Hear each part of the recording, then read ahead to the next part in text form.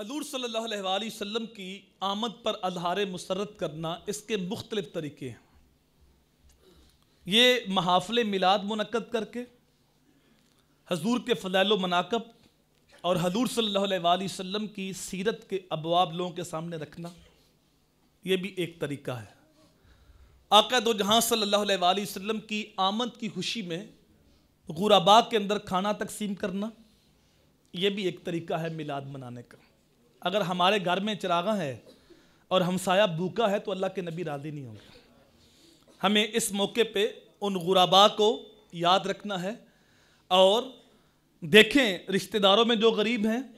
جو محلے میں غریب ہیں، ان کی فہرست بنائی جائے، کھانے کی چیزیں، پہننے کے لباس اور نقدی پیسے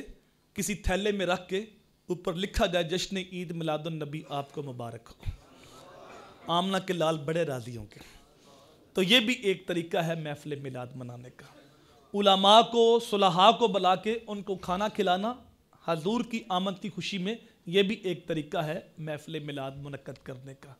درود کی بزم سجانا اور حضور صلی اللہ علیہ وآلہ وسلم کی آمد کی خوشی میں اپنے گھر کو آراستہ کرنا اور جھنڈیاں لگانا، یہ بھی ایک طریقہ ہے حضور کی آمد کی خوشی کرنے کا۔ لیکن کچھ چیزیں وقت کے ساتھ ساتھ اپنی طرف سے لوگ شامل کر لیتے ہیں، جو علماء نہیں کہتے، بلکہ یہ جو محافل ہیں یا جلوس ہیں،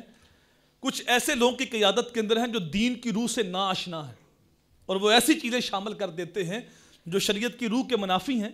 ان کا ہم ڈنکے کی چوٹ پہ انکار کرتے ہیں، ہمارا ان کے ساتھ کوئی تعلق۔ میرے کریم آقا اتنے لجپال ہیں، اگر کوئی خلوص کے ساتھ چنے بھی پیش کرے نا تو آقا وہ بھی قبول کر لیتے ہیں۔ شاہ عبد الرحیم محدث دہلوی ہر سال میلاد مناتے تھے، اور یہ شاہ ولی اللہ کے والد گرامی، تو کہتے ہیں گھر میں کچھ نہیں تھا تو پریشانی تھی کہ اس سال کیا ہوگا، تو کہتے ہیں بنے ہوئے چنے پڑے ہوئے تھے تو وہ اس سامنے رکھ کے میں نے میلاد پڑھ دیا، لیکن بے چینی تھی کہ اس سال چاہ نہیں پورا ہوا، اس بے تابی میں سویا تو بخت بیدار ہوئے، آمنہ کے لال کی زیارت نصیب۔ تو حضور کے سامنے انواع اقسام کے کھانے پڑے ہوئے تھے،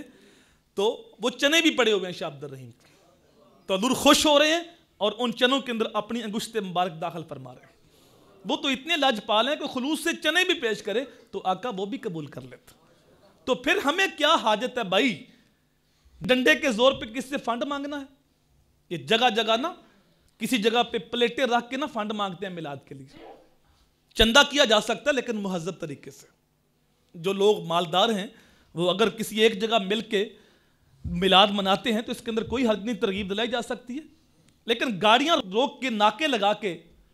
اور جو نہیں دیتا اس کی تذلیل کرنا، یہ میرے نبی کی تعلیم تو نہیں، نہ صحابہ کی تعلیم۔ جتنی تمہارے پاس استطاعت ہے اتنا کر لو، اپنے گھر والے آدمی بیٹھ جاؤ، اچھا کھانا پکا لو، خوشبو لگا لو، بیٹا قرآن کی تلاوت کر دے، بیٹی نعت پڑھ دے، باپ کو سرکار کی سیرت کا واقعہ بیان کر دے اور ماں بعد میں دعا کر دے، اس کو محفل میلاد کہتے ہیں۔